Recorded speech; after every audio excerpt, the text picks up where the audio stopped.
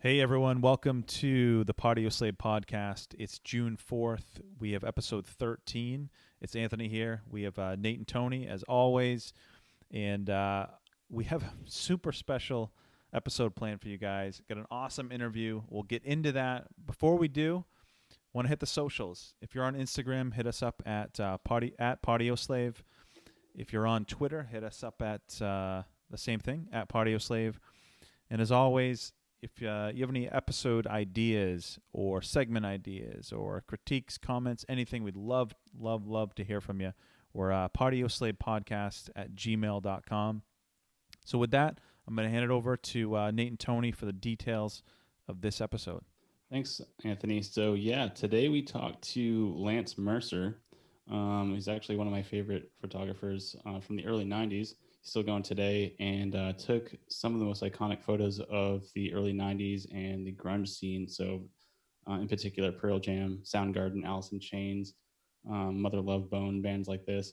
And I remember looking at these photos as a young child and just being floored and kind of in the moment and transporting myself to that time and place. And talking to Lance was really cool because that's his style of taking photographs, is trying to emulate the live scene, and he did a great job, and he was a great guy. Really cool interview. What do you think, Don? Yeah, lots of fun talking to Lance. He definitely had some cool stories going back to the mid to late 80s in the Seattle scene, coming up with the grunge, with Mother Love Bone, with Green River, and then into Pearl Jam, Soundgarden, that type of stuff. So that was really cool. Awesome interview, man. I'm geeked. That was fun. I think you guys will like this one. So if this is your first time listening to us, go back and check some of our other ones. But this one was really special. We had a lot of fun growing up Pearl Jam fans and growing up Soundgarden fans, and that grunge scene kind of spoke to us on the East Coast here. This one was cool.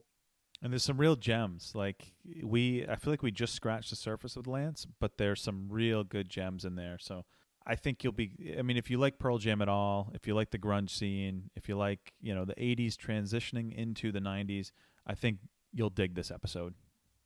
Definitely. And, he's got prints for sale. He mentions it towards the end of the episode, but go check him out on Instagram. We will link to that in our promoting of the episode on our Twitter and our Instagram here in the next couple of days. So go check him out. You'll see some pictures that you've seen before and didn't realize it was him. He knows what he's doing. He took some awesome shots. So check him out. Support him if you can. That's what he does. He's a photographer. He lives in Seattle. Check him out.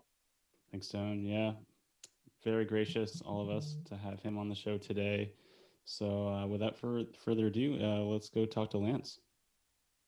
Lance, thanks for coming on with us tonight. Yeah, of course. We got a bunch of stuff that we want to get to. I know, Nate, do you want to start us off here with a question? Yeah, I have a lot of your posters and stuff that you've made for bands like Pearl Jam, and I've always just wondered, checking out the posters that I hung up on the wall, where did you get your start? Where did it all, start from? Hopefully you got posters that I got paid from. I'm kidding. There's some bootlegs out there. Man, that's I started really young. I've known that I wanted to be a photographer since I was probably around 13 or 14. And it's kind of a similar story that a lot of musicians have, which is I started going to punk rock shows in Seattle when I was around 13. My first show was Black Flag at this, actually a club above a strip joint downtown, real seedy. But that definitely was my calling. It spoke to me. I was like a lot of kids. And I always had this impression that in order to be a photographer, you had to be Ansel Adams. This is, pre-digital by a long shot. So my dad gave me a Pentax K1000 when I was 14, which is basically a no-frills camera that you could buy at Kmart for $150. Worked without a battery, just fully manual film camera. And I was destined to be just another skater, dropout punk kid. Nothing really, I didn't have my sights on anything, but there was a teacher. I think we all have them. I call them pilot lights. There's these moments in our life that things take a turn, you know, and it's important to remember those, and that's why I call them pilot lights.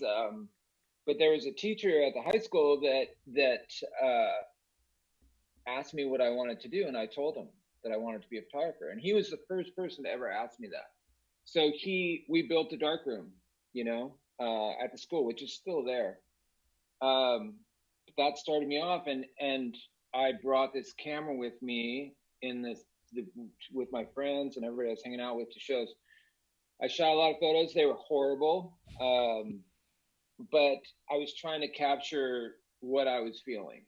And then a big inspiration for me, which is, again, you hear this a lot with musicians, was the music I was listening to, the photos that went along with it. They inspired me because they weren't like Ansel Adams photos. They weren't technically proficient. You know, it was the cover of London Calling, which is out of focus and blurry. It's the cover of the Ramones standing on a street corner against a brick wall. It's, you know, all of that imagery, I felt like I could do. So that, like I said, that really inspired me to continue. My last year of high school, I was able to get into a commercial photography program at a community college. And at the same time, the music scene in Seattle was growing, more than just a small insular punk rock scene.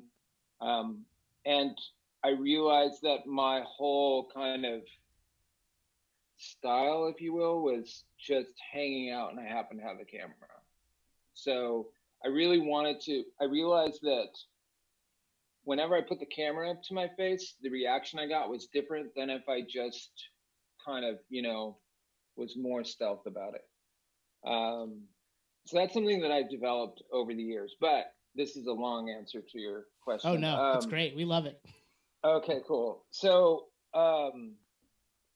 let's see. So I really was, focused on doing the best that I could with this, because I was really passionate about it, like to the point where I was working a job as a janitor at night so that I could pay my way through school during the day. And I was still a big part of the scene. I would still go out. I mean, you got to realize I was only 17 at that time. So then, let's see, as bands started to develop more and kind of grew, and there was a band called Malfunkshun, which is kind of an early, so there you have bands like Green River, Malfunkshun, which had people in it that went off to do Mother Love Bone. Basically, they kind of converged. So these bands are coming up as you're kind of honing your craft simultaneously. Yeah, basically. Yeah, we're Very all cool. friends, you know? I mean, this is like, it wasn't like I sought it out, is my point.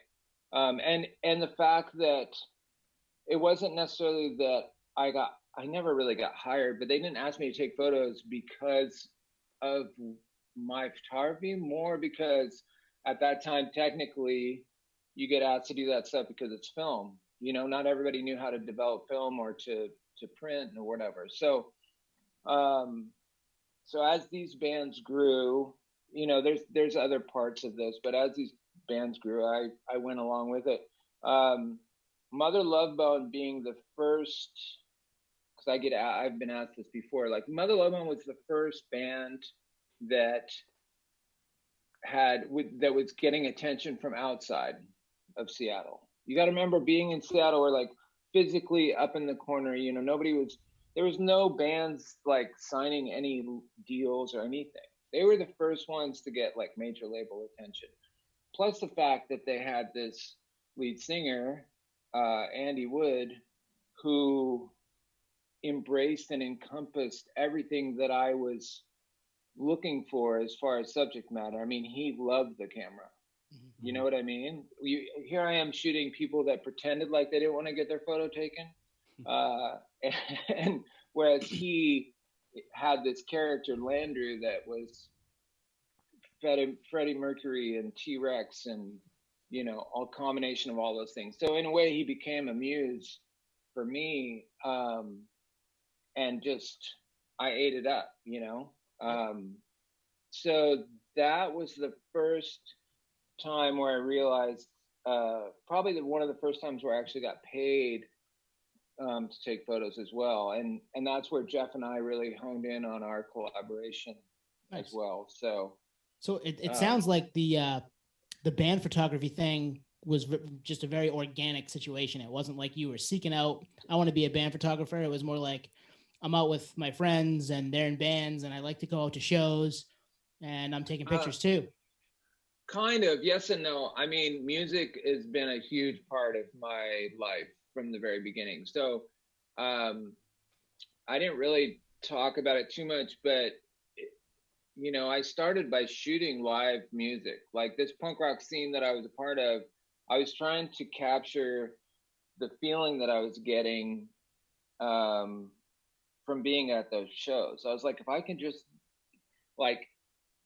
get this all in a photograph, that was kind of my intent. Do you know how people would go to show, or you go to show and it still happens, and you're fucking having a great time and you want to take pictures of it so that when you look back on it, or you can show somebody it, you can be like, look how great this show was. But typically the person that you're showing to, the band is like this big, or you got the back of somebody's head, or it just doesn't convey.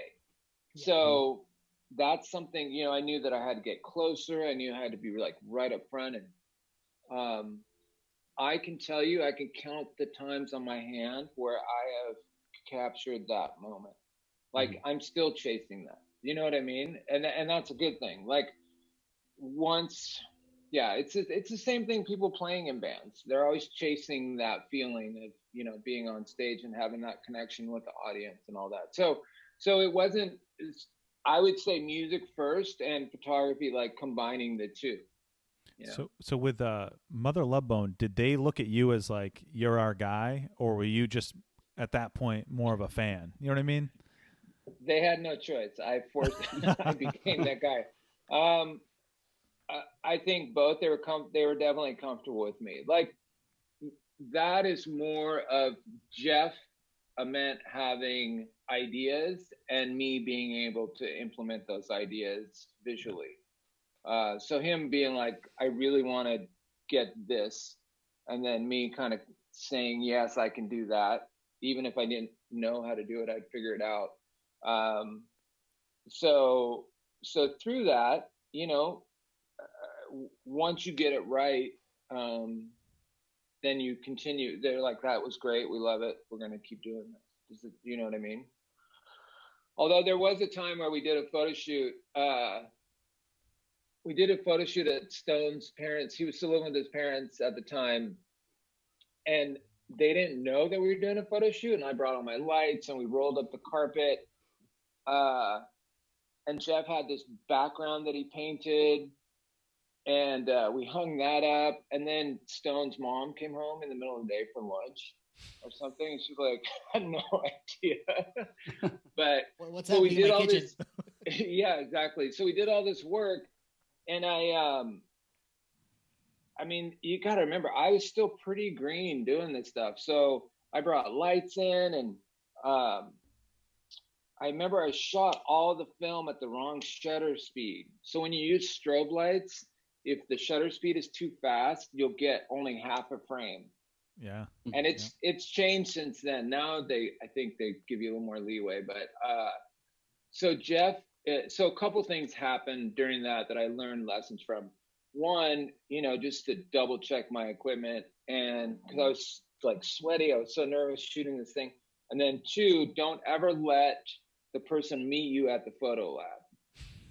Make sure that your shit is dialed in before you show the person. So Jeff met me at the photo lab, and we got all the color. It was slide film. We got all back, and it was just all half images. It was no. And he was like, what happened? And man, I was sweating again. But luckily, we got to do it again. Roll up the carpet. This time he told his parents. I was going to say, did he tell his parents this time? Yeah, just do it this again? time he did. Yeah. that was the first like big session I did. Well, second session I did with Love Bone, and then man, they hit the scene hard though. They were like, it seems like it lasted longer, but I think it was only like for a summer where they started playing shows and just Seattle just like loved them. You know. And what year is this? 88. 88. Okay. 89. So you were literally in the Seattle scene, and this is all coming together and kind of on the rise, and you're in tandem with them. Yeah, man. I started going to shows in Seattle in like 1980. Mm-hmm. So yeah, you know, Malfunkshun. I guess it was more than a summer though, because Andy passed away in 90. But my dates, I'm gonna be horrible with dates, so I'll just tell you that right now. Time frames. We're the same way now. We're getting older, and yeah, it's harder to remember. Yeah, you know? my brain is shot. But yeah, so they, you know, but at the same time, Soundgarden was happening. I mean, a lot of people don't realize that Soundgarden was a band like 10 years prior to them really getting any national fame. You know, they were around in all that punk rock stuff. But I did get the cover of Ultra Mega OK without knowing it at that same time. Chris and Andy were roommates. So Chris was around. But he's like, oh yeah, by the way, we used your photo for the cover. And I was like, that's awesome. Oh, cool. That makes sense with what you were saying earlier in terms of catching the live essence of the show, because that cover you feel like you're at the show with that photo. Really cool. Man, that's cool. I appreciate that. Yeah. Thank you very much. You know what's crazy about that photo is that it was at this little tiny room above a restaurant. And there literally was like 2 lights in that room. And I mean, I think I got like 4 frames of that whole show that came out. I had kind of figured out how to push my film so I could shoot at a dark club. But that's a perfect example of not throwing away film. Like that negative, I've had to get everything out of that as I could. Even then, like I just, you know, talk about not being technically proficient. You know, I wasn't looking for like I don't know. It worked with the image. So the technology is obviously at that point not as advanced as it is today, right? I mean, you're grinding to get everything out of all those films, those negatives. Oh yeah, man. So like I could, even back then there was, I'll try not to get too technical. There was a film that I was really excited about called T-Max 3200. And I was like, shit, the fact that I can push. So normal black and white film was 400 speed. This film could go up to 3200. And now digital cameras, I mean, you can shoot in a room where you can't see something in front of you and the camera will pick it up. Yeah. So you can push cameras and it's still like, the quality is still okay to like 64,000, 100,000. Like it's just insane. I'm baffled still by technology, but that was kind of my thing though. It's like, how far can I push, you know? But it also worked with the music, if that makes sense. You said something interesting with Mother Love Bone and like you knew they were getting traction, and then with Soundgarden it took 10 years. In that moment, did you know that it was something big? Because like I almost equate it to like the DC Discord records. Like those kids knew that was something special. Like, did you know it was something special in that moment? Yes. Love Bone. I mean, if I were to take just those two, Soundgarden was pretty weird and arty, you know? Yeah. Which I loved. I mean, they had I was a little hardcore kid, so I didn't gravitate towards that stuff too much at first, you know, like bands with long hair or playing more rock or slowed down. So Soundgarden was definitely not as palatable. And then you had Love Bone, which was like colorful and hooky, melodic, and this like eccentric lead singer who could be playing to 20 people, but acting like he was playing to a fucking arena. You know what I mean? Mm-hmm. Like, seriously. He did that. I saw that a lot of times. He would like, to the people in the balcony, and there's like no balcony. That's awesome. Yeah. But, so it's just, it was easy, and very colorful. And so it was pretty obvious that they were, I don't know, they made like that kind of, that being a rock star, they made that okay.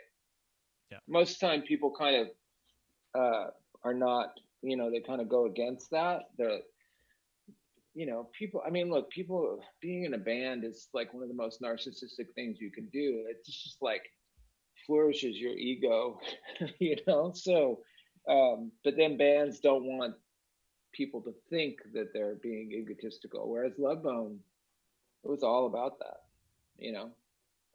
It's cool that they embraced that, though. I mean, that's what made them them, right?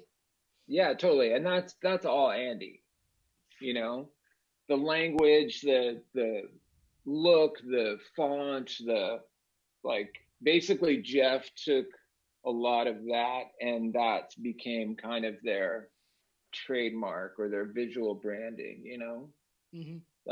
And that included the photos. So getting back to your question about, the collaboration, or, Jeff wanted to make sure that the imagery was the same.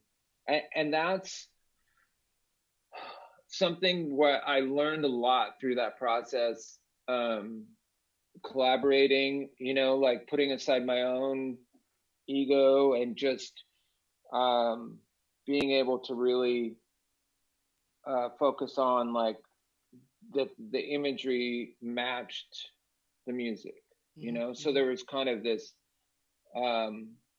connection between the two. So it wasn't just my own like looking to get my name out. It was basically just trying to make sure I was doing justice for all that stuff.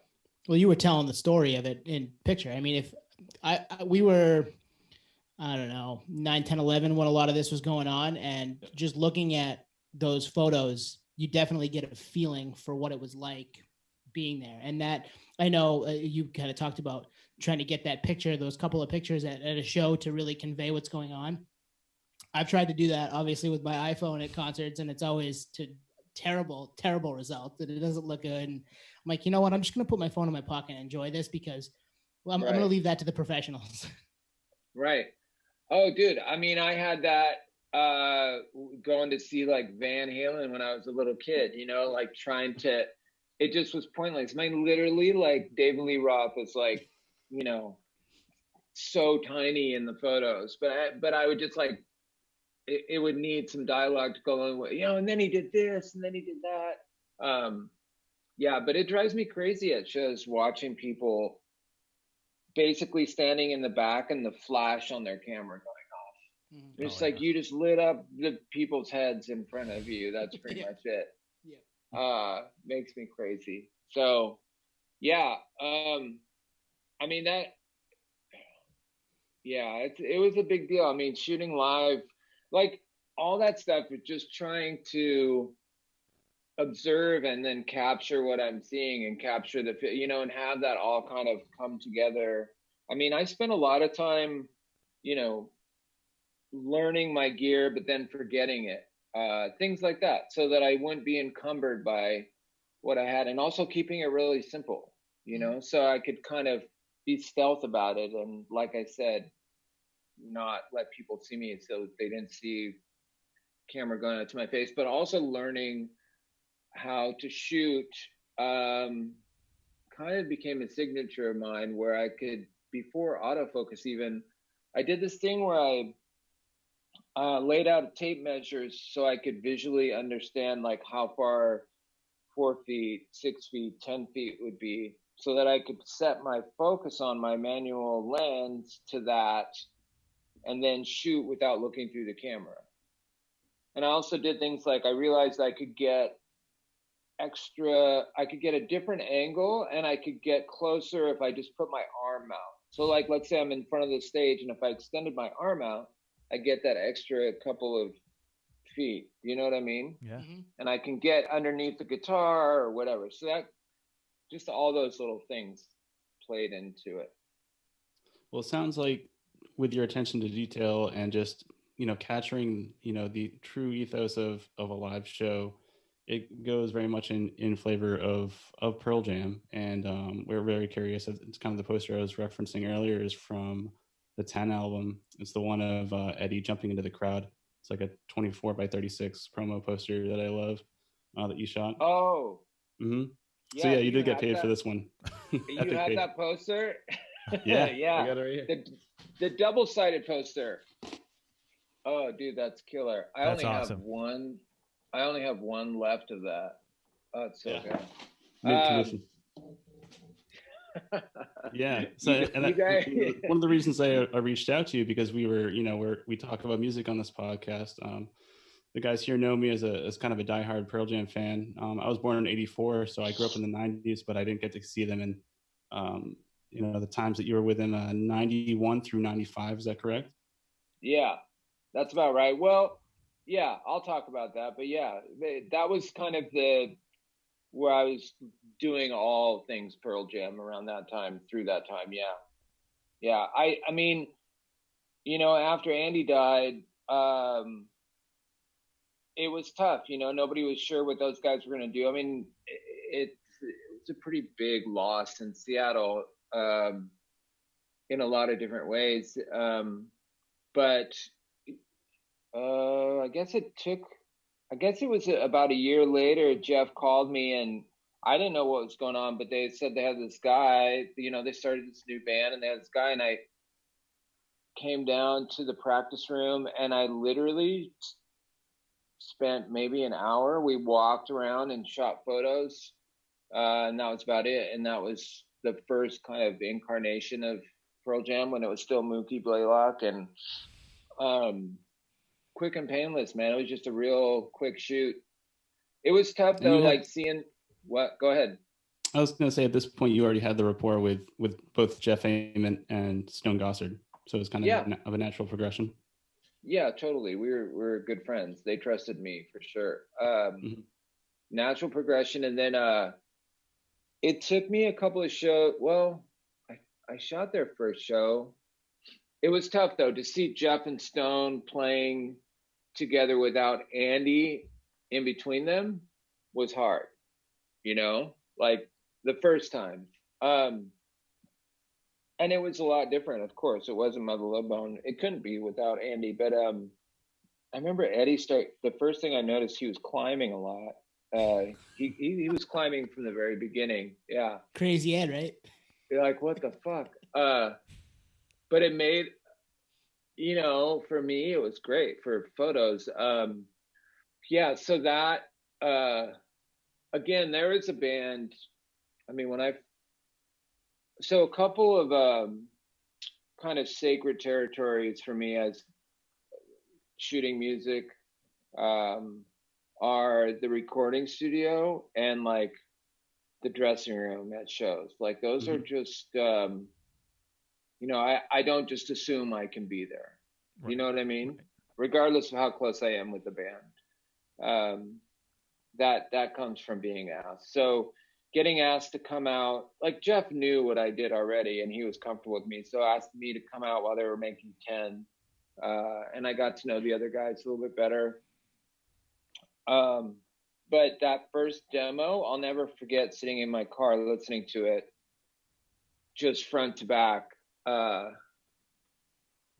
going like, and again, this wasn't necessarily my type of music, but it was very obvious and apparent that I just had this feeling like, oh shit, this is going to be huge. Mm-hmm. Like, when I say huge, I don't mean like huge, like they became or become, but right. Just as far as it's definitely more than just a little novelty project, it was like really well done and catchy, and it had all of those things that You just never know that stuff. You know, can't predict that stuff. But oh,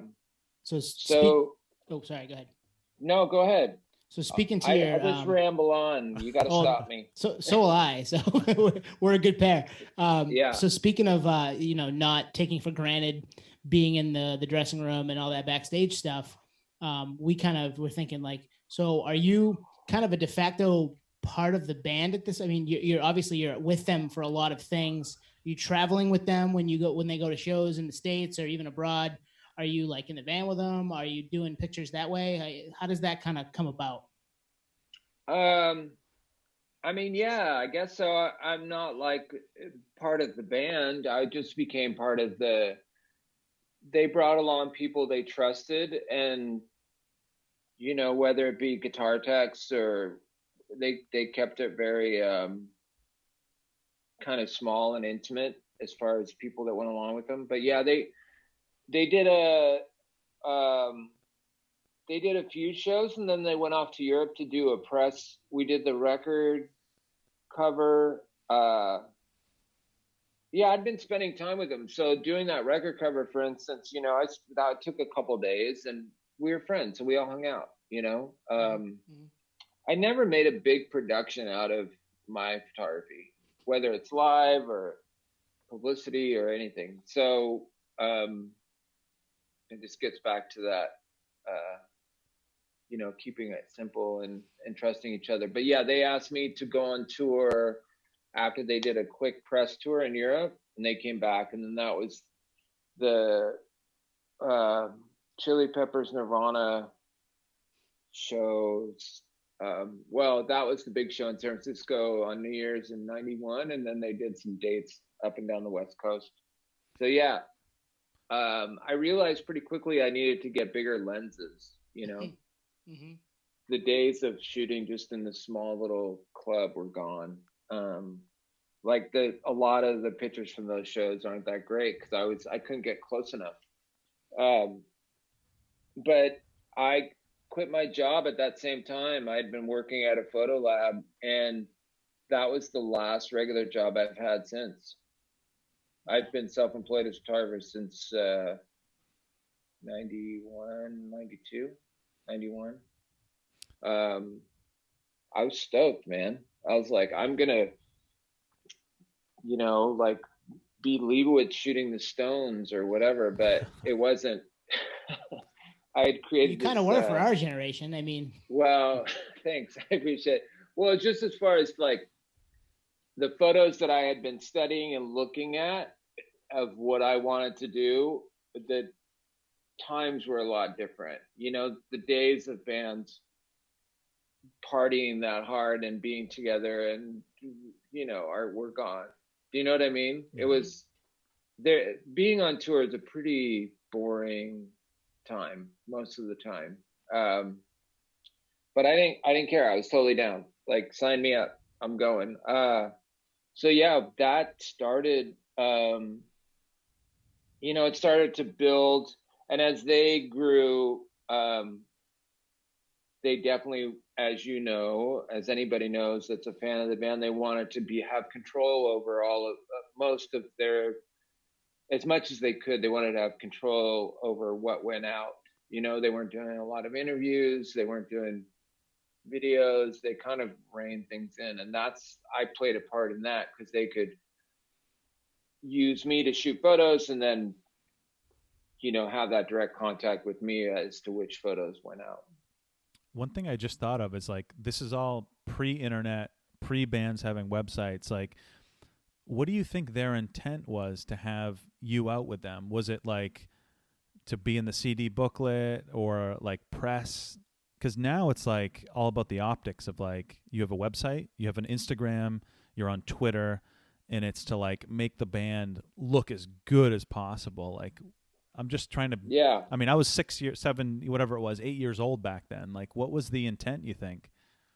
I think it was, like I said, just to have control over it. So, like, I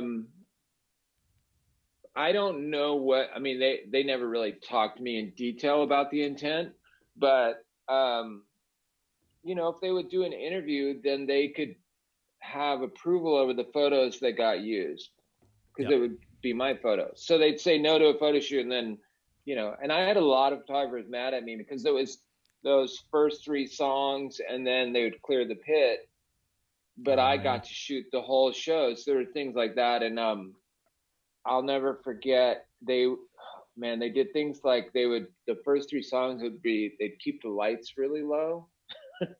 So the photography, so there wasn't these images that were, so photographers were pissed, and then they would see me sitting up there on the stage. I got flipped off a few times.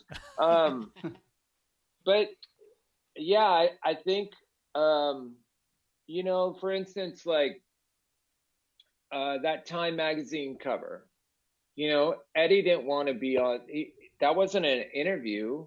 That was just something and I was right there standing next to the photographer that shot that. I mean, I have those same photos basically, and, said no to it. They couldn't control all of it, but it just made it more comfortable. Like, or, rather than a photographer coming out for, like, there was a spin interview they did. And so rather than somebody that they didn't know coming out, they'd just be like, we're just going to use Lance. It's cool. He's a friend. And it's awesome. I spent all day at Eddie's house shooting Polaroids and doing weird shit.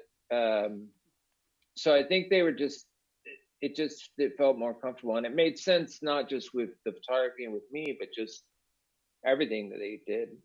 But it's so crazy. I remember thinking, I was pissed when FedEx happened, because I was like, shit, people are going to want prints tomorrow, like the next day. That sucks, man. That makes my job so much harder.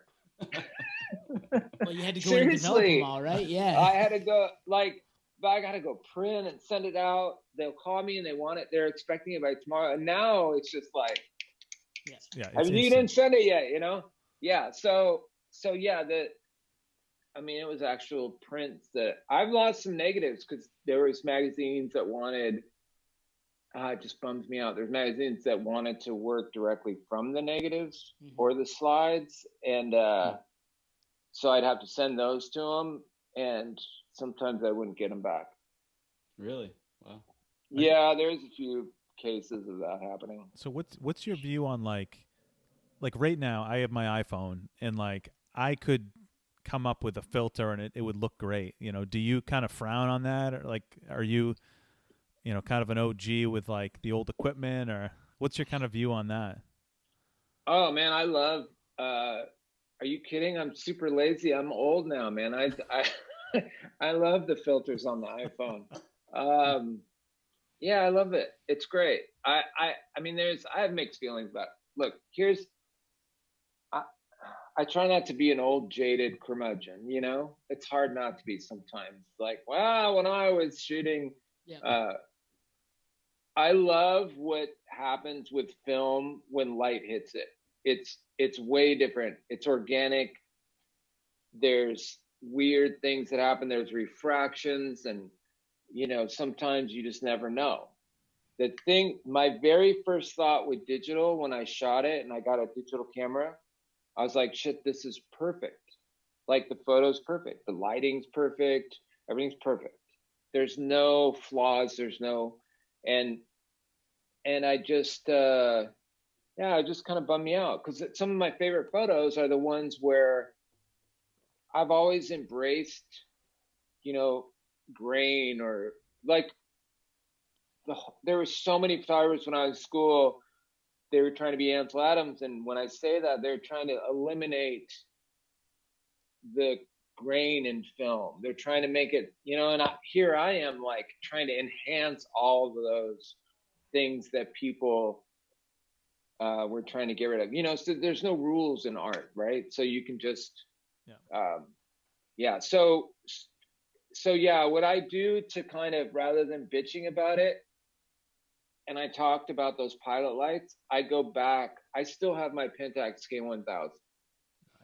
So I will show up with that and a 50 millimeter lens and just use that. So rather than, I have the nice gear with the, the fan, like, they keep making it just more and more and more. It's ridiculous. It's insane.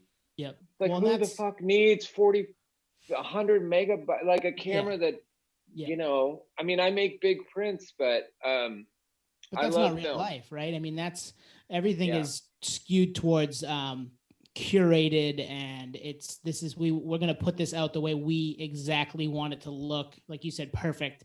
And a lot of the cameras and technology today make that super possible, but like some of those beautiful things that you find are from those flaws and those the old film and the mess up on the solo. You're like, oh, that actually sounded really good, maybe we're fine with this. So those are kind of the pieces of life that make things fun with this. So when you're creating, I would imagine.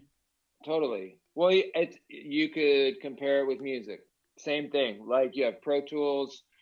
We don't, organically, if you were you listen to music that's done perfectly on a click track, it sounds weird. If it's just like, because that doesn't make sense to us. You know what I mean? Like, I've heard other people say this: when you walk into a new house, everything is perfect, squared, like the walls, everything, and it just feels kind of uncomfortable. I mean, you could go on and on with the comparisons, but I think we're going back, just like there's a resurgence in vinyl. You see this resurgence with Polaroid and kind of weird plastic cameras that shoot film. And, I was like, why push the film filter button when I can shoot film? Mm-hmm. You know what I mean? Like, and my archive is extensive, and it's extensive with film. I still have thousands of images that I haven't really seen necessarily, that I'm trying to kind of go through, and I have plenty more for more stuff. But I mean, I try and kind of look at all sides of it if I can. I will say, like, at shows, for instance, and I'm glad there's artists that are trying to. Is it Jack White that's doing it? There's some people like not letting other fans take photos at shows. Yep, he's one of them. He's definitely one of them. Yeah, it's cool. Like, I went and saw this band. It was a while ago, but it's the last time I noticed it, where I was up front and I wasn't shooting.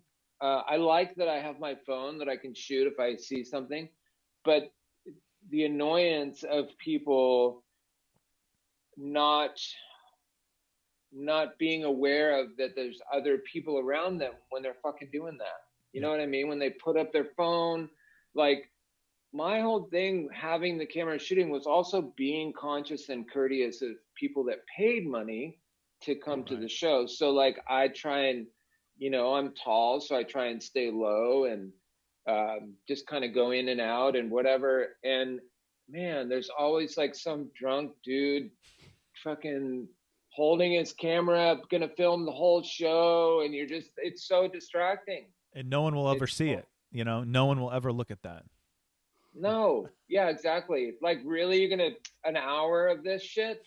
You're gonna post that? No. You can put it on YouTube and it looks terrible. It sounds terrible. It's like, this isn't a proper representation of that concert. No, are you going to like show it to your kids 10, 20 years from now? No. You're going to delete that thing accidentally when you're drunk next time. I don't know. Yeah.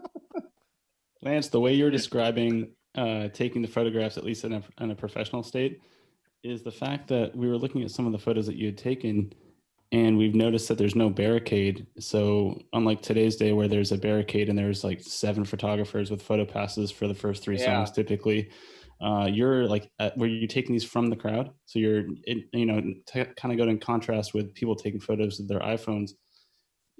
Clearly, you're very conscious of not getting in people's way. So you're kind of just blending in, but taking these iconic photographs.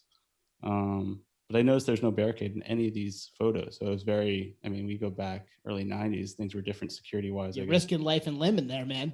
True. Well, yeah, that's a really good question and brings up a lot of good points. Well, the cover of my 5x1 book is a barricade. There is, but yeah, that brings up a lot of stuff.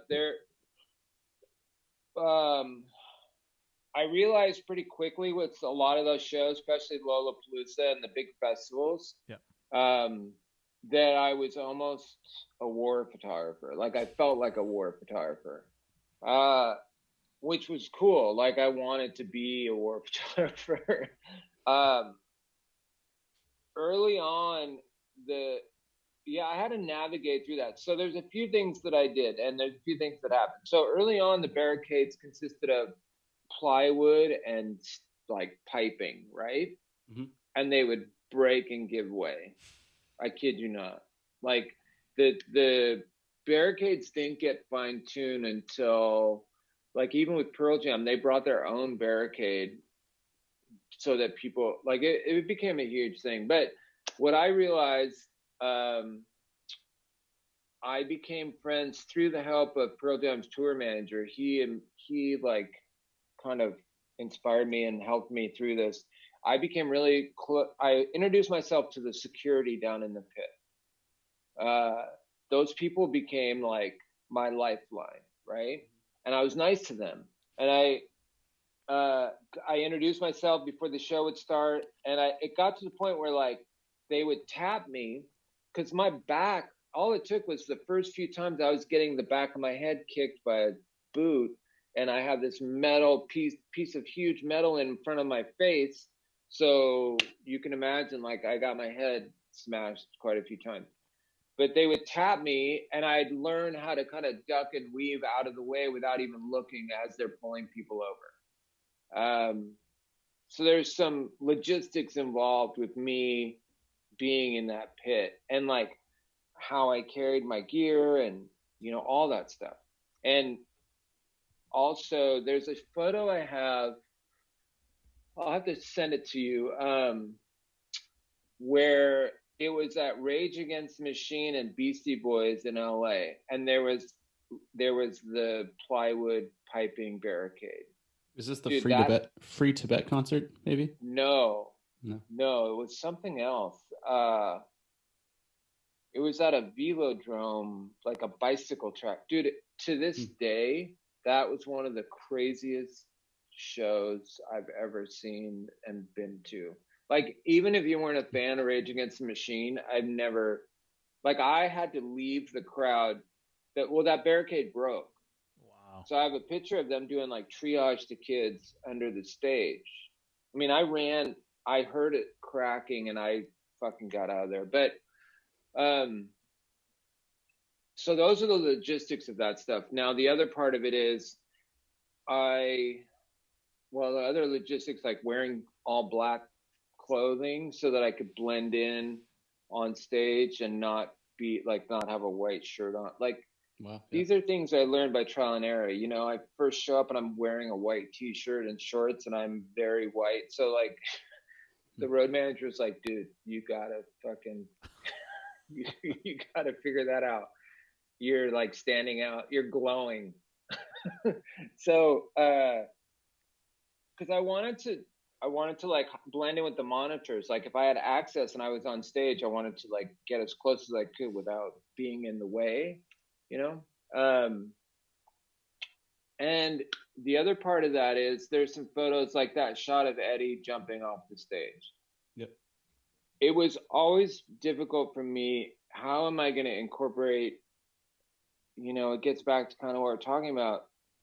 This crowd is amazing. Look at the fucking size of this crowd and the dust and the limbs and all of the stuff that's happening. Like, how can I get that and then get this band at the same together, you know? Like, I was chasing that for years, literally. Like, I have through the years of shooting all that stuff, I've come away with 2 photos where that happened. Wow. I kid you not. Like, and one of them is where Chris Cornell jumped into the crowd. And you can't even tell that it's Chris Cornell, but that took all tour because I would know when I knew where in the song he would do that. And I kept missing it.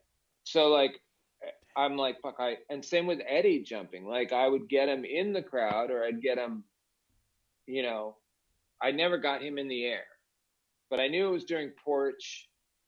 Like that's when that shit was happening. So I placed myself, like with Soundgarden, I placed myself where I usually on the side with my buddy, the guitar tech, you know, I became friends with them. And same thing, they could tap I knew when to be out of the way and all that. Well, when Chris went out to the crowd, I ran to the edge of the stage. Nice. Not caring, like I'm not in the way of anybody, but because they're all focused on him, so that I could get him in the crowd, you know? And then same thing with Eddie, like I just sat there and waited. You gotta remember I'm shooting film, so like if I'm out of film, I gotta reload, right? That's right. So I can't just shoot free for all, you know. I have to like make sure that I have film loaded up, and so I waited for that. Now, so yeah, a lot of it is just observing and then being at the right place. And I mean, this is all kind of happening through my head as this was going on, you know. Lance, the like way you're describing it is literally like military, like war photography, because you only have so many shots. You're dodging people that are, you know, right. about to kick your head by mistake. It's like dodging a live bullet. And likewise, you have kind of crew of people almost in your barracks that are telling you, hey, go left or right, kind of giving you orders per se.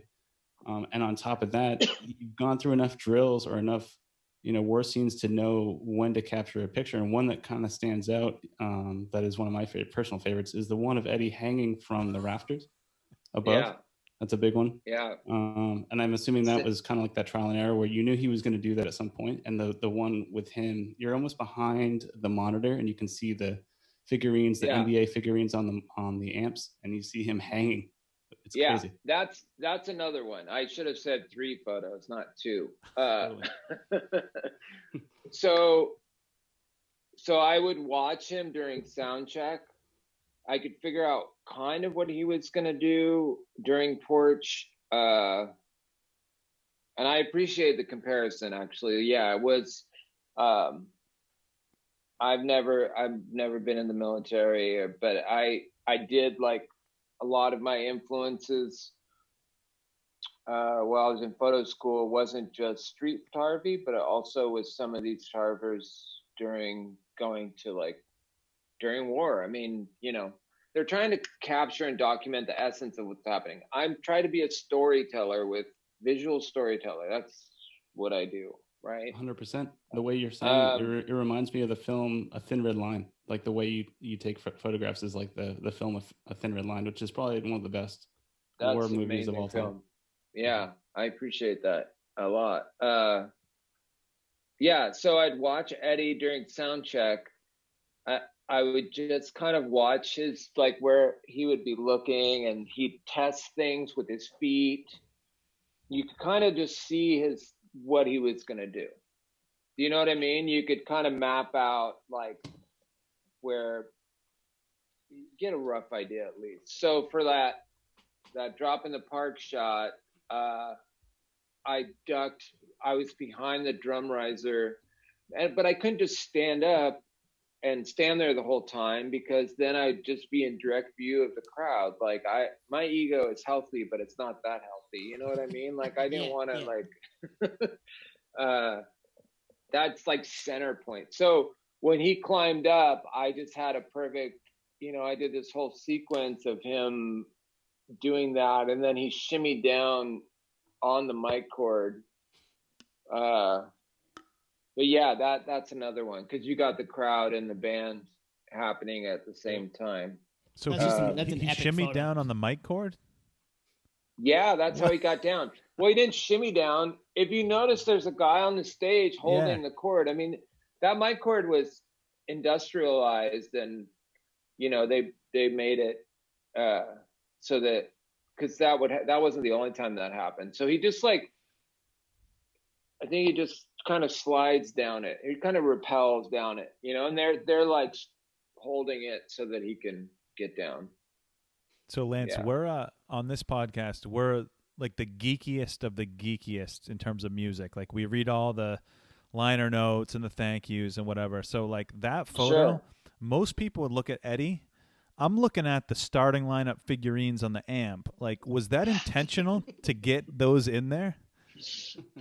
Was that intentional? Man, Like, dude, that is so geeky. That's awesome. I love that. No, that's all Jeff, man. That's all Jeff. Jeff was he still is a big NBA, but that was a Huge NBA point. fan, yeah. Yep. But you got to remember, I mean, I don't want to sidetrack too much, but I was reminded watching that Jordan documentary, the heyday, like how crazy basketball was. I miss it so much. That was the heyday of basketball. You're talking like 92.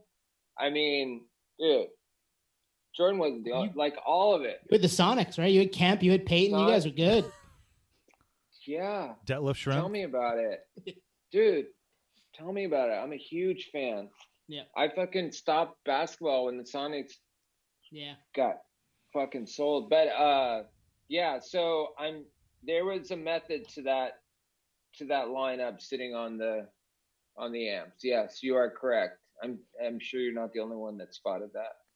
I mean, I'm saying that because I know Jeff well enough to know, like, you know, those weren't the only figurines he had. Like, he was specific with which ones he put on top of his amp at which time. So we like to call that stuff nerdery, and we have all kinds of that stuff. I mean, you can see me. You see all the stuff I got hanging behind me. It's it's the stuff that we live for. It's the finding that Sean Kemp figurine and putting it up at your show so people know that you're also a Sonics fan while you're out playing music to thousands of people. Man, you're preaching to the choir. I've saved every fucking little thing that I possibly can. Like, my whole room was all the flyers of the shows I went to, which I still have. I mean, I got suitcases and boxes full of, I've had to purge quite a few times. So yes, same with me. How you purged, man? My fiance she's kind of started to embrace it. It's taken her 10 years. But I'm just like, how I can't get rid of any of this stuff. I want to keep every little thing I have, even though some of it's garbage. Well, that's the thing. After I moved a few times and realized that I was carrying boxes of magazines, which was ridiculous, that I never looked at, I had to just narrow down my favorite memorabilia to I just had to narrow it down. Do you know what I mean? Oh, yeah. And when you're married, your shit's got to be framed. It's so common where you're trying to fucking put a poster on the wall and it's like, no, you got to frame that shit. So Lance, I don't know if you can see here, but I have, it's all framed. Yeah. It has to be framed. You can get away with it if it's framed. Your lady will be more forgiving if it's framed. She framed all my stuff. I was like, sweet, this is awesome. Thank you. Yeah, you got a good one. Keep her. I do, yeah. Yeah. On top of the fact that a lot of the stuff's, the promo poster that I showed you that you shot, that's from 91. So, I mean, that's out of print. Yeah. I should get that framed stat. You should. I'm very aware that that's out of print. Yeah. I've not on purpose, I've been thrown into the Pearl Jam fan club world, which is awesome. I mean, believe me, that's how a big part of how I've been able to make a living and keep doing what I love to do, and a reminder of why I do what I do. But yeah, I've come across, I didn't realize it was so extensive, but it makes sense. I mean, it's with any band that has a big following. But the little things, like Star Wars fans or whatever, it's the same thing. But there's people that have wanted photos. Well, the easy one is photos of shows that they were at, but they wanted to know what song they were playing. For instance, like when I shot the photo, I'm going to remember 20 years. Right. You know what I mean? There's a lot of parts of that I can't help with. But I appreciate it. So I'm sure everybody was super bummed since there was a tour plan, because they don't tour very often. You can talk about that a little bit. Yeah, Tone Yeah. Tone Did knows you I'm have a huge tickets? Yeah, I'm a huge fan. So me and my wife had been kind of putting a vacation on hold for a long time, and we are like, all right, let's go do something cool. We're both huge Pearl Jam fans. So I was on my phone for 6 hours total and got into 6 of the shows from San Diego all the way up to San Francisco. So it was like 2 dates per, except for San Diego was 1, and then 1 in Phoenix. So I was going to follow them, kind of like the old days, like follow a 6-date tour on the road up to San Francisco, and COVID happened, put everything on hold. But yeah, that was my first time. I've been trying to follow Pearl Jam on a tour, the hippie route kind of thing, since I started following them in middle school, and then finally I got the chance, both financially and time wise, to just do that thing. So like you said, the Pearl Jam community is huge, and it's such a cool community because it's people from all over the world, following them through Europe and South America and all these cool things. It's the best of all worlds. It's like world travel and amazing music with this band that switches up the set list every night, and it's like a Grateful Dead thing for me, Yeah. No, I know. I figured that out. There's people like that save their money so they can fly over from all over the world. It's pretty amazing, actually. So wait, I'm not really up on the specifics.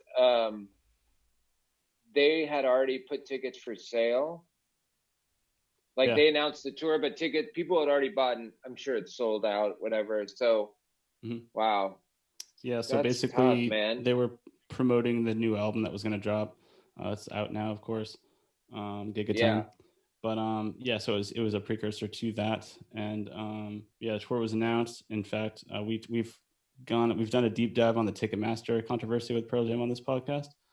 This platform that they had worked in tandem with Ticketmaster to kind of do a anti-scalping platform where it's a fan-to-fan exchange only, and tickets are face value only. So there's really no way to mark up the tickets whatsoever. So if I were to realize that maybe I didn't want to go to the Phoenix show, or I didn't want to go up to the Bay Area anymore, that I could sell them, but it would have to be fan to fan. So it'd almost be exclusive, not even 10 Club only, but it would have to go to another Pearl Jam fan. It would be no middleman scalping whatsoever. So everything's face. And although the face value of the tickets are higher than they used to be, that's strictly inflation. The ticket price is always worth it. And front to back, there's no fluctuation in ticket price. It's not like a $600 pit it's nice to see those crazy kids get together. Balcony. It's all the same. So, that's crazy. I'm really happy. I didn't know that they did that, because StubHub or whatever. I know if there's a band I want to go see and I just search it, there's been a few times where actually my kid had to help me, where I got directed to where I thought I was buying a ticket, but it was one of the fucking brokers or whatever. Yeah. So they're all over the place, man. That's pretty amazing that they were able to. And is Pearl Jam, is it that because of what the band has done to kind of keep control over 100%. The prices? Wow. Yeah, like you were saying earlier, that ownership and decision making within the band organization has definitely not changed, because they were able to. I think what happened behind the scenes was basically it's fan to fan through Ticketmaster with you guys, or we're going to just launch our own service, or we're just not going to tour at all. And Ticketmaster / Live Nation was like, oh shit, okay, yeah, we'll do this, whatever it takes. Yeah. That's amazing, especially nowadays, considering the fact that there's not really that many bands, that are that big.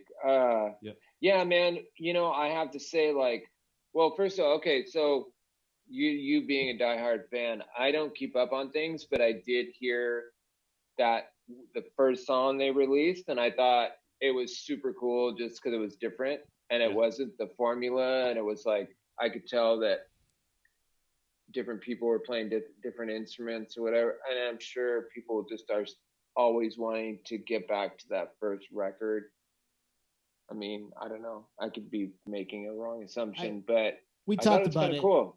We talked about it when it came out, and I think we'd all come to the consensus that it's something that we want to revisit. It wasn't like a throwaway. This is just another run of the mill, whatever. It had some elements of older Pearl Jam stuff, but it also changed. They changed again. They did a couple different things and kind of went a different way on 3 or 4 different tracks. So that was, we liked it. I mean, I know I've listened to it a couple times, obviously, over the last couple months, and it's grown on me. There's spots that I'm like, oh yeah, that's cool. I didn't even realize it the first time I listened. So it's one of those. Yeah.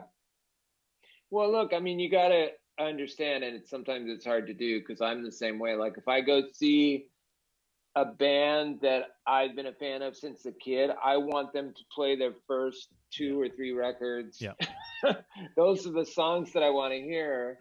But one of my favorite bands, for instance, was I guess Devo didn't really change their music too much, but there's bands that they get older, they progress, they listen to different things, there's different influences, whatever. Like it's hard to kind of put yourself in that mindset, but you have to appreciate the fact that they can't just keep trying to make the same thing. Or the other side of that is they can't make music with only what the fans want in mind.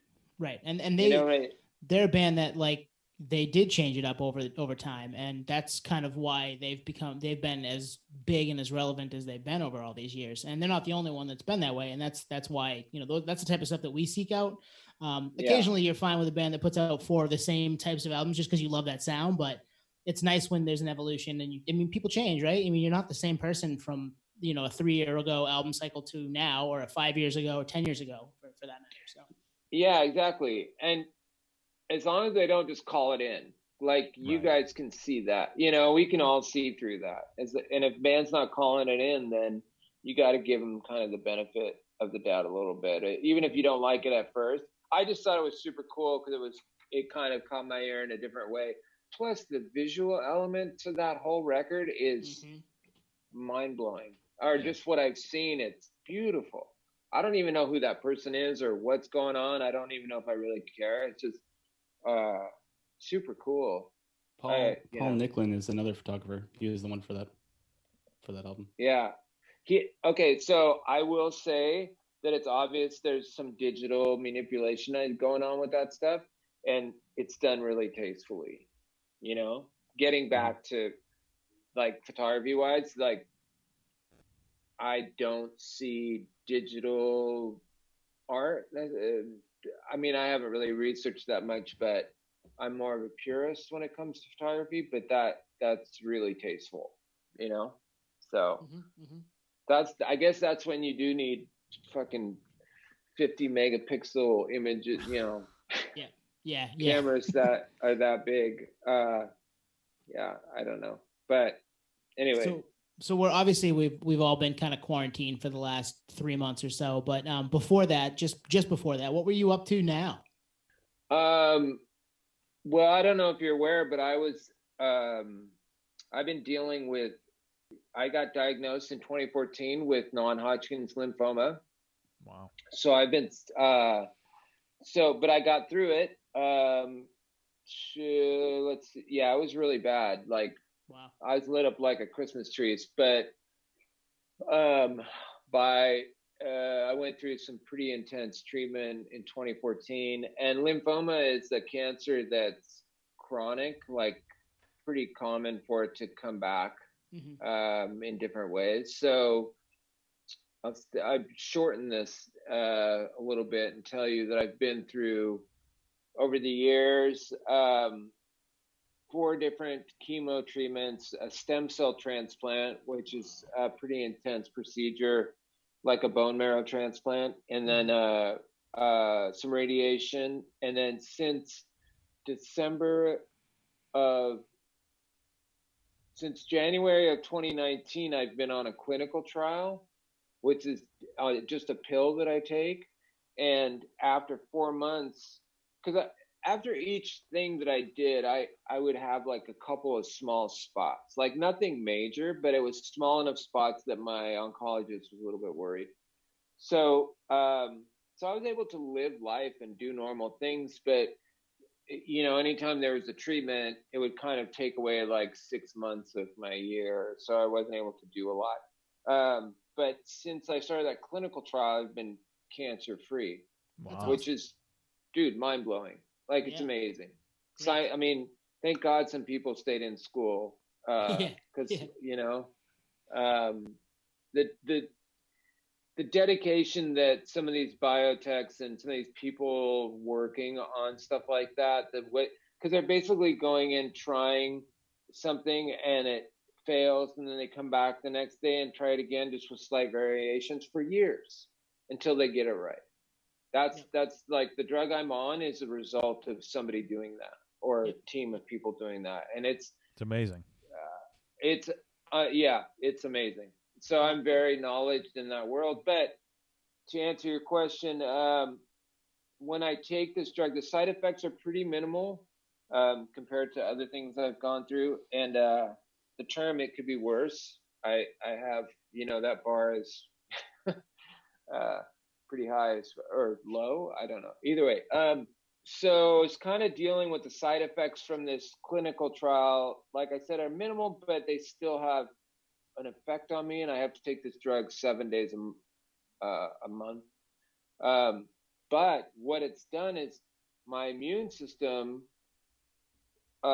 is not, my numbers aren't too low, but when the virus, I was already kind of feeling a bit sick, but when the virus hit, my doctor was adamant that I can't get this virus. Yeah. Like I mean, yeah, we didn't want to take any chances. Right. Yeah. So, so I've been quarantined since like mid-March. I mean, I have somebody get my groceries. I haven't really been inside anywhere. I've been, I go around the neighborhood, and I was finally able to get up, took a drive up to the mountains, which was beautiful. But, yeah, I just have to be really careful. But, I had plans to be traveling now. Like, I have this idea of not really a nature photographer. It's tough for me with that. Like, I prefer humans documenting things that are happening. But I'm trying to get some stuff together where I'll be documenting or taking portraits of cancer survivors around the country. That's cool. That's really cool. That all changed. Yep. Yeah. I figured because it just hit, there's no demographic when it comes to that. You know what I mean? Yeah, it's everybody. All across. Yeah, same thing with this virus. But yeah, shit's all different now, man. Like, life is definitely not. Just got to change it up. I think we're all, which kind of is cool. It's easy to get comfortable and complacent. So, I've just been really just trying to stay present in the moment, day to day. Yep. But I've been going through dude, I don't believe in boredom, but I have, my archive is extensive. I could spend years just digging through films. It's time for another book, man. I know we'd mentioned that in the pre-interview. Yeah, it's time. Well, yeah, I'm trying to. I always have that in the back of my mind, and rather than just a Pearl Jam book, I mean, we talked about that, but I mean, I've shot a lot of other bands and a lot of other things. So, dare I say a retrospective, just because that makes me feel old, but I am old. There's no denying it. So, yeah, definitely something I've been thinking about. I know I'm sure Charles Peterson is probably getting ready to do another one. He's always seems to be working on one. So he's inspiring me to probably work on it too. So I've dug deep and been scanning some old negatives.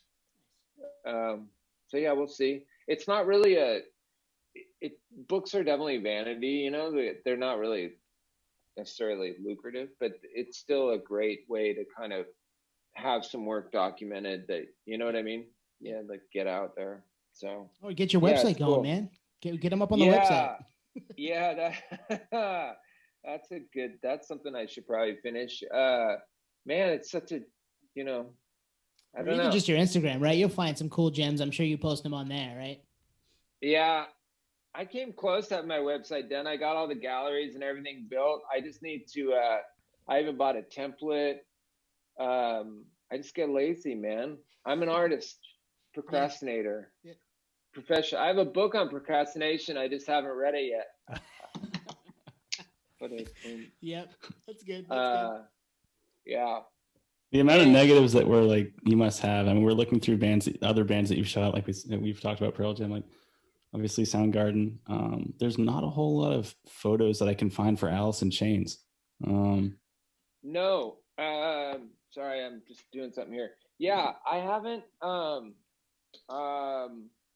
didn't shoot them very much, but I did. I mean, I did a few things. You know, they were definitely like kind of in a different scene, if that makes sense. Yeah, it seems like they're a little more reclusive to an extent. Yeah, and Lane wasn't the easiest person to photograph, you know? Mm-hmm. Yeah. Yeah, he was it was different.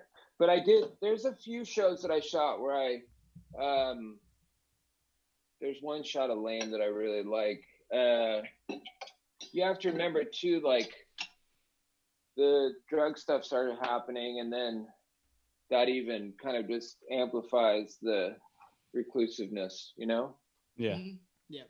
So that type of drugs, those downers, they don't lend themselves to a lot of activity. Yeah, climbing up on rafters and hanging down on shimmying down poles, right? I'm trying to be nice here. We get that. Yeah, so there's, you know, I will say though, they were one of my, man, they were really fucking good. They're like one of my favorite bands, just as far as the content, you know, the song. Mm-hmm. They definitely stood apart. But it's heavy, man. I mean, I don't know about you guys, but listening to them, that's an undertaking. It's not like you just put them on background music, you know? Right. Yeah. I had talked about on this podcast the Alice in Chains Unplugged, MTV Unplugged, and the live album is, you know, it's like you said, you have to kind of almost be in the mind state to fully absorb it, and it's really beautiful. It's a beautiful recording. But the video version of this performance, the MTV Unplugged, was actually not released for a long time, and they put it on DVD, I'd say 7 or 8 years ago, and I purchased it, and it's difficult to watch, to kind of go to allude to what you're talking about with Lane. He definitely was struggling for a long time. So yeah, I can see where maybe he just didn't like being photographed or videotaped, and on top of the fact that he was obviously struggling with drug addiction for quite a long time. Yeah, you know, maybe I have seen some of that, but I'm sure he's wearing sunglasses or whatever. But yeah, he was pretty strung out early on. Yeah. I did shoot the Wood video. I hung out with them all day when they did that, which was pretty amazing. Like that was, you know, one of those sacred territory things, like music video, and also just really great because it makes my job pretty easy. Things are lit up and everybody's being creative, but it took forever because he was strung out back then. You know what's fucking crazy? Like, I think about this often, is that Eddie's the only one left. Mm-hmm. Yeah. It's really sad. Yeah, it is. Yeah. I mean, so much talent, dude. I don't know if you guys watched that Chris Cornell tribute, but I realized, like, kind of took it for granted, but realized, like, here we have all these really amazing, talented singers singing his songs, and not a lot of people could hit those notes like he did. You know what I mean? He was, otherworldly as far as that went. Yeah, which you don't realize until you get a little closer to it, but I don't know, man. It was pretty nuts. Anyway, you know what, you guys? It's 5:40. Yeah, you gotta get going. I'm supposed to. I'm supposed to do something at 6. Okay. Do you guys have any last like anything you're curious about? Any questions you have on that you wanted to ask me? So Lance, I said we're super nerdy. Is that a Hudson Bay blanket behind you? Yeah, you guys are nerdy. I'm taking that as a compliment. Yeah, it's a really old one, man. It is a compliment because I'm super nerdy about this stuff too. You know what I've been doing, man? I've been so since I can't go out traveling because I have a 4Runner and I built it out and I did a solo road trip last year. Yeah, I did a solo road trip last year. I did thousands of miles, made it all the way to the East Coast, and there's a bunch of stuff I haven't seen in America. I've gone through maybe, but also I asked myself the question, when was the last time I went camping alone? And I couldn't even remember. And that's what kind of started this process of, I sold my cool vintage pickup truck and did all this research and built out this 4Runner so I could sleep in it. And I just wanted to just drive, and like location and time were kind of open-ended, you know? Mm-hmm. So anyway, I've been buying stuff. I've been getting stuff that I want for traveling and for a trip. And I've been really like getting into really well made, like I bought a really cool axe and there's all this like bushcrafting trend, which I'm not really participating in, but there is some cool stuff like being made, but I got to tell you, like, I've been thinking about making this video because there's this whole ultralight thing happening with backpackers. Do you know about this? Yep. Where people are like trying to get the like lightest stuff. Yep. And they're weighing it. So I thought about making this video where I'm just purposely getting the heaviest stuff, like a cast iron Dutch oven, but making it like it's in my backpack, like, and weighing it, and then, So when everybody zigs, you're going to go for that zag. The zag. Yeah.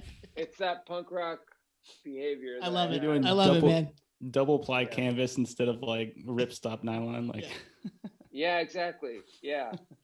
But That's it is awesome. funny because the bushcrafters are more about like, it makes me laugh, like lighting a fire with, a ferro rod when you just have a lighter. I'm like, really? But they're That's also crazy. like, their stuff, they're bringing waxed canvas camp. It's like, dude, that's like the heaviest fucking thing. Yeah, double waxed canvas. Like, really? You're going to backpack with that? But yes, I'm really into vintage, like Pendleton and Filson. We're in the Northwest, man. It's like where all this stuff, although they're out, a lot of that stuff is being sent to being outsourced and made overseas, which sucks. Mm-hmm. The quality has gone down for sure. So, but yeah, so hopefully I'll get out your way. There's some fun camping areas in northern Maine, man. Yeah, nothing. It's funny, when I was driving out there, I realized how well we have it up in the Northwest as far as camping, and just, it's a different vibe. You know what I mean? But, but yeah, up where you guys are, it starts getting really beautiful. Plus, you guys being so close to Canada, right? You're not that far? Not far at all. Yeah. And that area that's amazing up in there. Yep. So, but yeah, listen, I should jet. Yeah. Well, thank you very much for coming on tonight, man. We really appreciate it. I feel like we just scratched the surface. There's so much more we can ask. So we'll have to do it again. Hell yeah. Awesome. Yeah, for sure. And I don't really have anything to plug. I mean, people can go to my Instagram. Shit, I can't even tell you what my Instagram is. I don't know. We'll post Lance it. Mercer. We'll post it. Okay, cool. Yeah. But I mean, people, I'm pretty responsive. I try and do my best. People can get a hold of me. I sell prints of all my work. That's awesome. kind of how I make a living. Mm-hmm. So I'm really approachable as far as all that stuff goes. Let's do let's do a once a month pull from those shoe boxes, and we'll post one on our Instagram like a once a month. We'll Hey man, that's a smart idea. Look at you. You're like taking initiative. I like it. Hey. He's ever the marketer, my friend. Yeah. Well, you're making. I know. Look at this guy. You guys know. I'm a collaborator. I work in the cannabis industry, so I'm always thinking. All right. Really? Isn't that an oxymoron? Good. Yeah. Yes, it is. Very much so. Thinking, not doing, just sitting there, right? Into the couch, bro. I'm always thinking. I love it. Well, I'm awesome, sorry, I'm Lance. not making fun of you. Yes. We could definitely do once a month. There is. I'll get a hold of you guys because I was about to do a limited run print. I think we're still doing it. I don't think it's coming up, but I'll let you guys know the dates. I totally forgot about it. It's like a first edition company. Me and Charles did it before, and I'm going to do it with Charles. We're going to do a skateboard with an image on it, and then limited edition, just small, affordable prints. That's Nice. awesome. So I'll give you guys an update when I know about that. God, that's reminding me. I feel like that's coming up in July.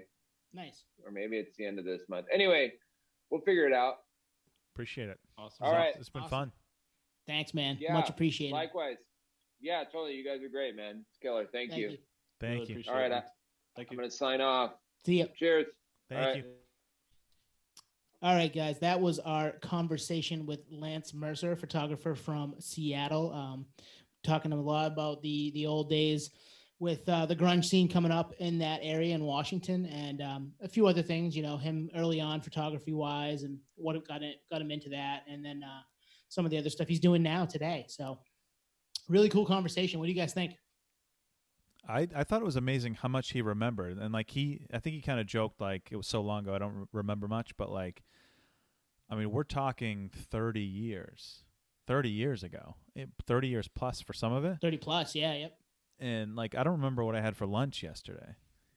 You know, it's like it was. That's short-term versus long-term memory, though. Those are different parts of your brain. Yeah. Well, the thing is, and like that's the intent of the photographs. I think it's to capture that moment, and it triggers a lot. Like, he might not remember what song was played, but well, in some cases he did. Right? He said that I knew that when they played this song, Eddie would jump into the crowd, things like that. So it's a time capsule, which is amazing, and it was fun. It was a fun conversation. Yeah, I think Lance's photography is the epitome of nerdery, which is our term here, because it documents that. So our ticket stubs are like the holy grail. Without that date, place, and like shabby ticket stub, Mark from Amoeba Music had mentioned that that's something you usually throw away, but for nerds, you know, you hold on to that stuff because it documents, to your point, Tuan, a time capsule. And Lance's photography is just that in the action. He said he's like almost like a war photographer in that sense, and I agree wholeheartedly. Yeah, and we had talked about that nerdery aspect with him, like hanging on to all those things. For the listener at home, if you look at us, Nate had a Pearl Jam poster locked and loaded to show Lance during the episode. Tuan's got his stuff hanging on the wall where he is, and I got my stuff hanging on the wall behind me. And so we were just like, yeah, this is the type of stuff that we gravitate towards, hang on to, every little kind of piece of memorabilia you can get your hands on.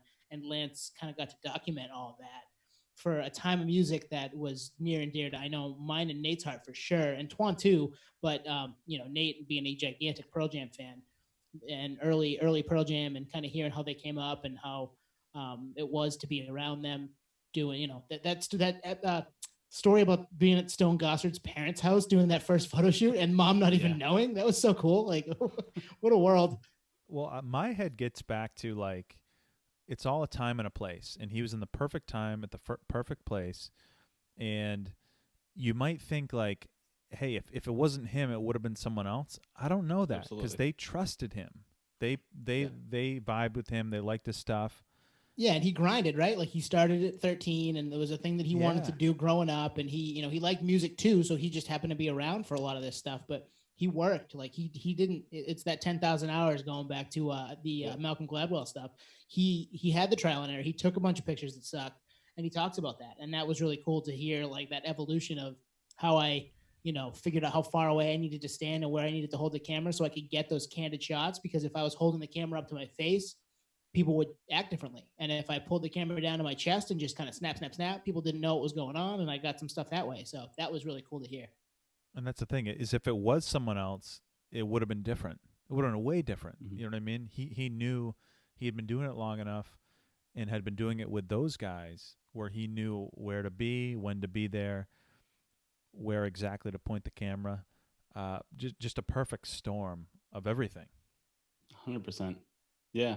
I mean, it really just hones it into, you know, doing what you're fully and 100% passionate about. And if you stay on course and you're passionate and you just don't take any ifs, ands, or buts and just go for it, things will work out. And it's kind of that's why we do these interviews, because it's really cool to hear it on a granular level. Like, right place, right time is definitely part of it. Work ethic is, I'd say, 95% of it. You know, you have to really just push. And yeah, I mean, Lance, he said he hasn't had a regular 9 to 5 since '91. So obviously took off with Pearl Jam, but the rapport he had with Jeff Ament and Stone Gossard, you know, kind of grew into this thing. And obviously Pearl Jam is one of the biggest bands on the planet right now. But he didn't know that. They didn't know that.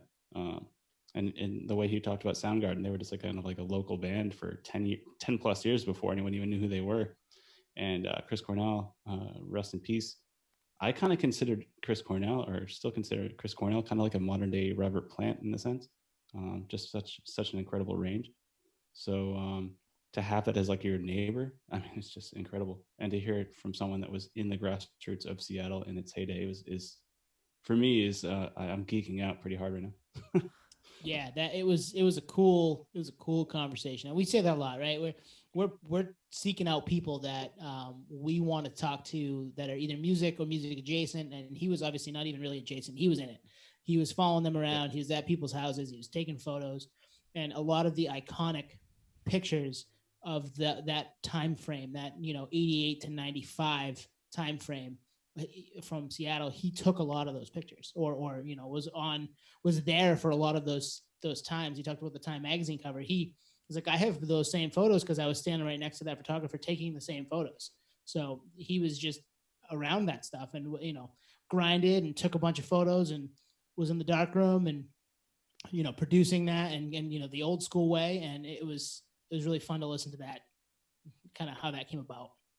And like a lot of the interviews we've done to date, you have the person we're interviewing telling you the story, and you have a visual in your mind of what they're talking about. With Lance, you actually do have the visual, so it's a whole different experience, which was so cool. Because I mean, this is our first interview with a photographer.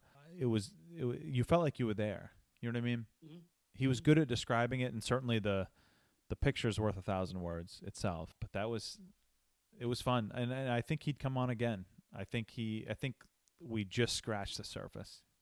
Juan, you just nailed it on the head and like took the words right out of my mouth, because I'm looking at the poster that I showed Lance, the promo poster for Pearl Jam, and it's like I kind of have a preconceived notion on what is going on in that photo. And with him to kind of narrate that photo coming from the guy shooting it behind the lens firsthand is kind of almost like, I don't know, it almost kind of raises your hairs a little bit to an extent, because it's like, wow, he was there. He lived this is coming first person, in an era that's so iconic, but it's also so genuine. And I think we're all longing for that right now in this digital age. I know I talk a lot of futuristic stuff here, and I've talked about how the fact that when I'm not doing this, I'm geeking out on how fast this world is turning into a pretty futuristic state. But to talk to Lance, and even to the extent on how he was able to capture these photos in a time frame where things were a little bit more loose, no barricades, kind of being part of the crowd, dressing in all black so he's not distracting the band, blending in per se, and taking these photographs. It reminded me, especially when he brought up Rage Against the Machine, for when I saw Rage Against the Machine, my first time at least, at Woodstock 99, and the chaos endured at that festival, and the just the grassroots of that festival. It was, like he said, plywood, metal bars, kind of ramshacked together. It definitely wasn't like tried and true. It was just kind of like to say that they had some kind of security precautions in place, but were not set up for any kind of real, I don't know, oversight per se. I mean, Woodstock 99 was a full-on riot, kind of like what's going on now behind the scenes out there in the world right now. And he was there, and he shot these photos, and he was in the depth of it, and he compares himself to being almost a war photographer. And I feel like that's very much so aligned with the way I look at his photographs, because I feel like I'm there. And that's why I love it. And I think that's why Pearl Jam, Jeff Ament, Stone Gossard identify and trusted him so much, because they didn't want the band, this is coming from a geek level, by the way, on the Pearl Jam thing, they didn't want the band to become like a Rolling Stone being translated through the lens of some journalist. They wanted it to just be, this is what it is, this is who we are, and that's it. Mm-hmm. Yeah, and when we say wartime photographer, we obviously mean just the being embedded with the band, being embedded in that situation, not necessarily taking, gunfire or any of that stuff. It's more just being on the front lines of the concert and being on the front lines of the backstage stuff, and being able to take those kind of photos you'd only get if you had that access, and he had that access, and that was really cool. So that's what we mean when we say wartime. It's not necessarily putting yourself in. I mean, he did put himself in harm's way. He get kicked in the head a bunch. He was talking about that. Yeah. That's kind of crazy, but not to that level, obviously. Well, it's funny, like when I think back to that era, obviously, like you have the music videos and whatnot, and those are polished and whatnot, but the true essence of that time, I think about, it was rebellious. It was the Eddie jumping in the crowd. It was him climbing up on the stanchion and the rafters and whatnot. And without those pictures, I would not have that association. I would have like the MTV music video, and I'd have the audio where I would, in the lyrics, where I would paint my own picture.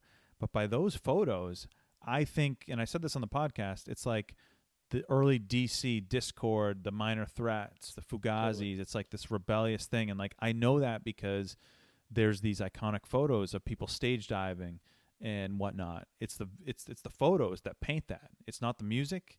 It's nothing else. And of course, with the DC scene, there's no music videos. But like, without these photos, you wouldn't have any idea that it was a true grassroots movement, and not like an industry plant or MTV looking for the latest Seattle band. You know what I mean? Mm-hmm. And it was kind of not the first, obviously, because this has been going on photography wise for a long time, but maybe one of the first more comprehensive versions of this, where you got a lot more stuff. You got the backstage, you got the tour bus, you got standing in a field at Lollapalooza before they go on stage. That's the type of stuff that maybe we didn't see as much of with the 60s, 70s, and even into the mid 80s with that type of stuff that you started to get with this genre, with this generation of music. And that's kind of how he, made his bones early on, right? He was friends with the guys, and they trusted him to take the photos of them, and Pearl Jam, I'm saying, and Lance obviously is what I'm talking about. But this was a kind of a new era for that. Now everybody today is, cookie cutter and packaged, and it's got to be perfect. And we kind of delve into that a little bit too, but this is, I think, where it kind of got its start at the grassroots campaign, as it were. I think you're right, Tone. To the extent that he would cautiously know that he was in sacred territory, whether backstage or any kind of private moment, to know, like, I am personal friends with Jeff Ament, the bassist for Pearl Jam, who's now this international powerhouse band. But I'm not going to take advantage of that, because I am friends and I know what it means to have personal space, and it's a privilege to be here. And maybe even, and I think he didn't even say this verbally, but I think where he's coming from is, if I, cross the line, it'll actually throw their performance off course, and, kind of ruin everything, including his photographs. It just won't be authentic. And therefore, it's a kind of a domino effect. So that was really cool to hear for me, because I can see that definitely in the photographs. And I think that's what photography in translation to art really is it's true. It's real. You can see it. He's not in the way. It's almost like Eddie's jumping off the stage and doesn't even know that Lance is there. That's hard. I mean, to have, it's A, trust, and B, really just kind of blending in, like he's in the crowd, or he's dressed, like you said, in black head to toe, where he just is just not even seen. That's professionalism at its finest. Yeah. And I think that, I don't know if we have any more we have to say about that. That's kind of it right Mhm. there. I mean, that's what it was, and it was obviously a time capsule piece. A lot of those photos, go back and check them out. Google Lance Mercer, go to the Morrison Hotel and check out some of his photographs. They're really iconic and cool, and you're going to be like, I've seen that. I didn't realize that was him. That's what we're that's what kind of got us geeked out about it. So I think that's good for tonight, guys. That was a lot of fun. I had a blast talking to Lance. I had a blast reminiscing all that old stuff, and I know we just scratched the surface with him. We'll do it again for sure. Anything else, guys? No, I think we'll probably leave it at that and leave some stuff open for round 2 with Lance. So if you're listening, Lance, we're planning on a round 2. Yeah, definitely. Absolutely. A lot of stuff left on the table for sure. So check us out on the socials, Twitter, Instagram, at Podioslave. Email us at podioslavepodcast@gmail.com. And we're very, very available. And so is Lance. He said that in the interview. If you want to get in touch with him, find him. We're going to post his Instagram. So you'll see, we'll tag him in that. If you follow us there, check it out. He's got some really cool stuff, and support him. Buy a print or two. He's got some awesome photos. Thanks all. Thanks for tuning in. We'll see you next week. Peace, podheads. Ciao.